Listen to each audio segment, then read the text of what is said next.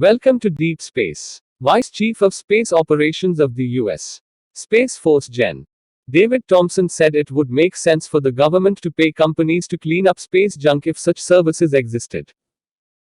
Orbital debris represents a risk to spacecraft and to safe operations in space, Thompson said March 16 in an interview with national security analyst John Nagl of the Foreign Policy Research Institute. "I'll pay by the ton if they can remove debris," Thompson said, noting that there are no companies that can do that today. Nagl said someone in the audience asked if Thompson has heard of Astroscale, a Japan-based company with operations in Denver, Colorado, that plans to launch a debris removal mission later this week. Thompson said he was not aware of the company. "I'm going to have to go Google that," he said.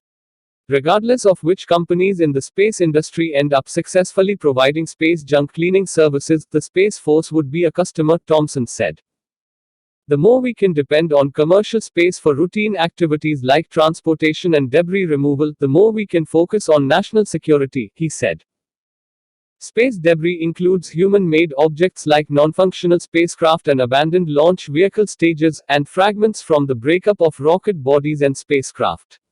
The European Space Agency estimates there are 3,600 working satellites in orbit and 28,200 debris objects. More than 10,000 satellites are scheduled to launch to low Earth orbit over the next decade. Astroscale on Saturday will fly the first commercial mission to demonstrate space debris docking and removal technologies.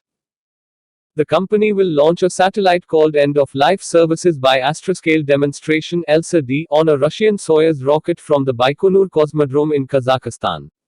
The ELSA-D spacecraft has a servicer and a client satellite that will be launched together. The servicer will use proximity rendezvous technologies to dock with the client satellite that will simulate a piece of debris. Thanks for watching.